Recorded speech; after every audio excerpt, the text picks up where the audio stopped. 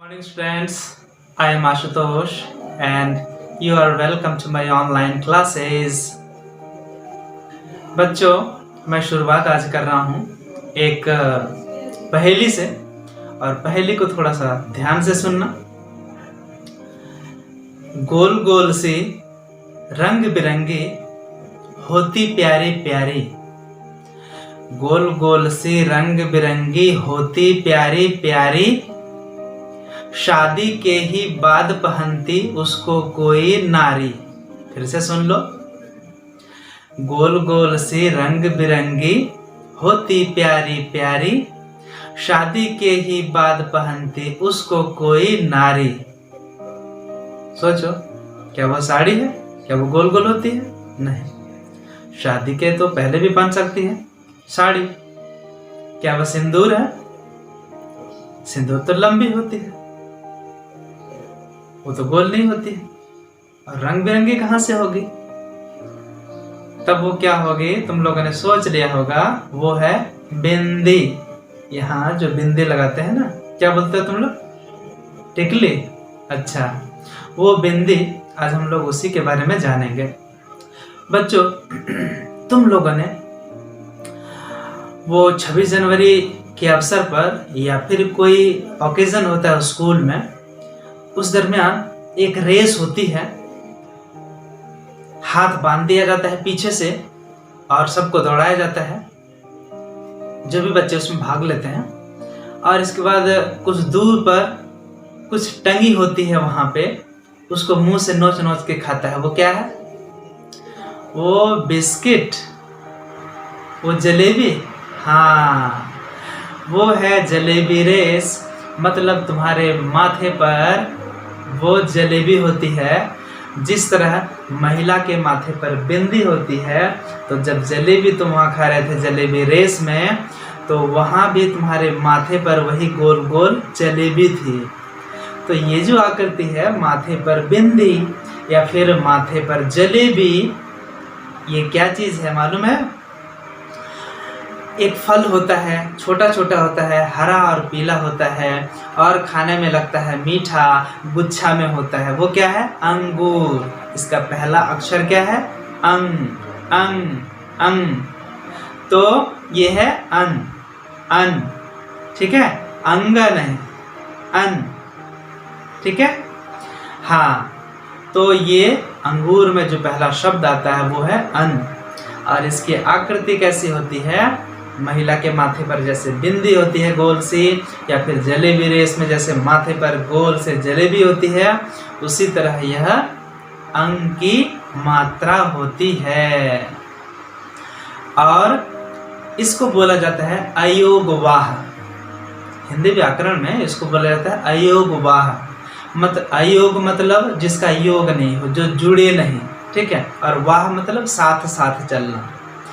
बिना जुड़े, जो जुड़ता नहीं है लेकिन साथ साथ चलता है। किसके? अक्षरों के, स्वर के। जैसे हमने अभी तक बहुत सारी मात्राएं पढ़ी, आज अंग की मात्रा पढ़ने जा रहे हैं। बहुत सारी मात्राएं पढ़ी, वो छोटा ऊ हो, बड़ा ऊ हो, मतलब ह्रस्व ऊ हो, दीर्घ ऊ हो। जितना पढ़ा तो कैसे था? का, एक ही अक्षर था का। की एक ही अक्षर की आवाज आ रही थी। कु एक ही अक्षर की आवाज आ रही थी, सिर्फ कु। ओके। के एक ही था, कै एक ही था, को एक ही था, कौ एक ही था ना?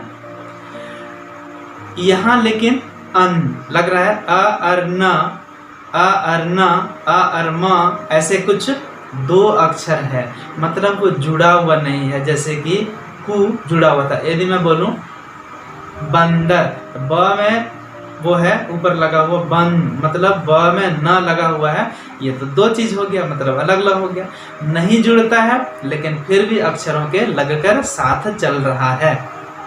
इसको बोलते हैं अनुस्वार, क्योंकि इसकी आवाज नाक से आती है। ओके, तो चलो आज हम लोग जानते हैं इस अनुस्वार, मतलब ये बिंदी लग करके कुछ जो शब्द बनते हैं उसको पढ़ते हैं, उसका उच्चारण करते हैं, उसको जानते हैं। ठीक है? देखो, पहला है गंगा। भारत की सबसे पवित्र नदी गंगा। भारत की सबसे पवित्र नदी गंगा, ठीक है। भारत की सीमा में सबसे लंबी नदी, भारत भूमि में सबसे लंबी नदी गंगा, ओके। दूसरा है तो ग के ऊपर बिंदी, ग के ऊपर अनुस्वार है गंग। चंदन, च के ऊपर अनुस्वार है चंदन। कंधा, चंदन की लकड़ी होती है, कंधा, ये है कंधा। गंदा, कपड़ा गंदा हो जाता है, ग के ऊपर अनुस्वार। घंटा, बजाने वाला घंटा, घ के ऊपर अनुस्वार है। बंदर, पेड़ पे बंदर होते हैं, हाँ, बंदर केला छीन के खा जाता है, ब के ऊपर अनुस्वार। नंबर, सबका नंबर होता है, घर में टेलीफोन नंबर होता है, घर का नंबर होता है, आधार नंबर होता है। सारा दुनिया तो, पूरी दुनिया तो नंबरों की पर ही टिकी हुई है ना। Aadhaar number, telephone number, mobile number, EMI number, खाता नंबर, तीस नंबर, दैट नंबर, नंबर पर नंबर। चंचल, मतलब जो बहुत हड़बड़ी किस्म का इंसान होता है उसको बोलते हैं चंचल, च पर अनुस्वार है। आरंभ, आरंभ मतलब शुरुआत, र के ऊपर अनुस्वार है। नंदन, नंदन मतलब बच्चा, न के ऊपर अनुस्वार है। वंदन मतलब प्रार्थना, ठीक है ना, वंदन मतलब प्रार्थना, प्रणाम, व के ऊपर अनुस्वार है। दंत, दांत को बोलते हैं दंत, द के ऊपर अनुस्वार है। कंठ, ये है हमारा कंठ, क के ऊपर अनुस्वार है। कंपन मतलब कांपना, ऐसे जो कांपते हैं ना, कभी ठंडा के दिनों में जब हम लोग को ठंडा लगता है, नहाने के लिए घर में बोल देती है मम्मी पापा लोग, तो हम लोग कपड़े उतार करके नहाते हैं, इतना ठंडा लगता है ना, वो कंपन है, ठीक है। और धरती भी कांपती है कभी कभी, वो भी है पृथ्वी का कंपन, तो का के ऊपर अनुस्वार। अंबर, आ के ऊपर अनुस्वार है, जैसे अंगूर में आ के ऊपर अनुस्वार था ना, वो अंगूर था, यहाँ है अंबर, अंबर मीन्स आकाश, आसमान। संत, साधु जो होते हैं ना, संत महात्मा, तो सा के ऊपर अनुस्वार है। हिंदी, अभी कौन सी भाषा पढ़ रहे हो?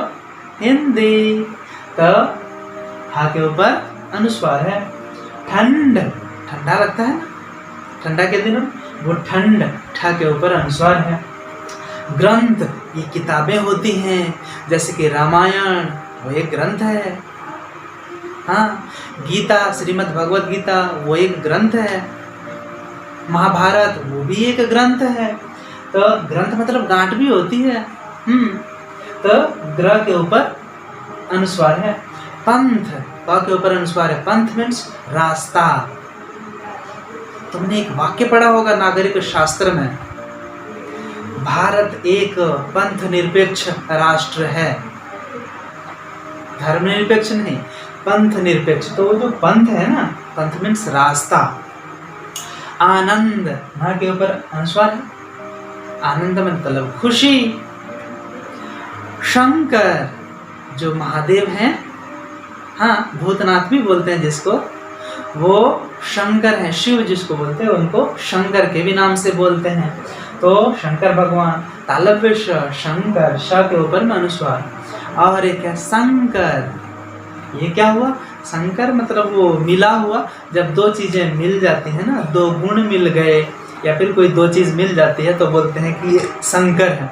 तुमने सुना होगा ना, तुम लोगों के घर में तो काफ़ी सब्जी वगैरह लगती है, तो पापा लोग लाते हैं बीज, तो तुम कभी देखना ध्यान से, बीज के रैपर पर मतलब पैकेट में लिखा रहता है शंकर बीज। शंकर बीज नहीं, ये नहीं, ये शंकर बीज मतलब उसमें 2-3 गुणों का मिश्रण होता है कि वो लंबा लंबा होगा, दाने बड़े बड़े होंगे, ये सब कुछ गुणों को उसमें मिला दिया जाता है। तो ये मिलाना या मिश्रण, उसी को हम लोग बोलते हैं शंकर, ठीक है। तो ये सब चीज़ में तो दंत स पर अनुस्वार था, ये सब चीज़ था जिसमें अनुस्वार लगा करके शब्द बन रहे थे, ठीक है। अब देखो कुछ चीज़ है जहाँ पे अनुस्वार नहीं लगता है। अब देखो अन्न, क्या यहाँ पे अनुस्वार दे देंगे? नहीं, ये गलत हो जाएगा, ठीक है। प्रसन्न, तो क्या करेंगे? सा के ऊपर अनुस्वार दे देंगे। नहीं, वो गलत हो जाएगा। गन्ना तो क्या करेंगे, ग के ऊपर अनुस्वार देंगे, नहीं, वो गन्ना, वो गलत होगा। यहाँ पे नहीं होता है, यहाँ पे होता है। अब क्या तुम लोग, मैं यदि गंगा को लिखूं, क्या ये गंगा, ये सही है? नहीं, ये सही है, ये सही है। और इसको यदि तोड़ करके, खोल करके लिखा जाए तो ये नहीं होगा, यहाँ पे होगा, क्या मालूम है? ये होगा, ये होगा। हाँ, जो अंग है ना, क ख ग घ अंगा, वो वाला यहाँ उसका आधा होता है। हाँ, तब ये गंगा बनेगा। अब है कि तुम लोग कभी भूल से लिखते हो दंतन, आधा दंतन, वो क्यों नहीं होगा? तो नियम यही है। अभी देखो, और एक दो मैं बताता हूँ, उससे समझ में आ जाएगा। अभी देखो, चंदन, चंदन, अभी मैं उसको दूसरा लिखता हूँ, देखो, चंदन। अभी देखो, यहाँ पे दंतन आ गया। चलो कुछ दूसरा लिखता हूँ, घंटा लिखता हूँ मैं, ठीक है? देखो, मैंने लिखा घंटा, सब आधा आधा है, दंतन आधा, मूर्धन्य, मूर्धन्य ना आधा, ये हो गया। आगे लिखता हूँ मैं बंदर, देखो ऊपर में था ना, इसको मैं ऐसे लिख दे रहा हूँ, बंदर। फिर है नंबर, ये देखो नंबर, ये सब देख रहे हो बच्चों? ये क्या है? ऐसे होता है। तो ध्यान से थोड़ा गौर से देखो कि ये किस तरह, कहीं पे अंगा हो जा रहा है, कहीं पे दंतन ना हो जा रहा है, कभी मूर्धन्य ना हो जा रहा है, कहीं म हो जा रहा है, ये क्या हो रहा है? इसको जब हम खोल करके लिखते हैं, जैसे ये अंग, आधा अंग है यहाँ ना, तो ये कंप्यूटर में लिखने में, टाइप करने में मुश्किल हो रही थी, तो उस अंग, उस जो है उसको ऊपर में उठा करके बैठा दिया बिंदी के रूप में। हाँ, और नहीं तो ये ज़्यादा सही है। तो अब सवाल है, प्रश्न है कि ये होता कैसे है? लास्ट में जो है, जिसके आगे न लगने वाला है, ठीक है, लास्ट में ग है, ये किस वर्ग का है? क ख ग घ अंग, क ख ग का है, उसका पांचवा अक्षर, मतलब पंचमा अक्षर क्या है? अंग है। तो लास्ट वालों को ध्यान में देखना, ग है तो उसके आगे अंग होगा, ठीक है? दूसरा देखो, चंदन, न आ रहा था द के पहले, द जो है किस वर्ग में है? त थ द ध न, त थ द ध न, ठीक है? तो ये है त वर्ग में, तो त का पांचवा अक्षर यहाँ पे होगा, क्योंकि ये द है। ओके, अभी देखो यहाँ पे हमने लिखा घंटा, ट के ऊपर ना लग रहा है, तो ट वर्ग है ये, तो ट वर्ग का पांचवा अक्षर क्या है? मूर्धन्य न, तो वही मूर्धन्य न यहाँ आधा लगता है। बंदर, फिर यहाँ देखो द जो है ये तवर्ग है, तथा दादा में आता है, इसीलिए उसी का यहाँ न लगेगा। फिर देखो नंबर, यहाँ पे ब के ऊपर में म, नंबर, ब के पहले आ रहा है, तो ब किस में आता है? प फ ब भ म, पवर्ग में आता है। पवर्ग का पांचवा अक्षर क्या होता है? म, तो वो यहाँ पे होगा।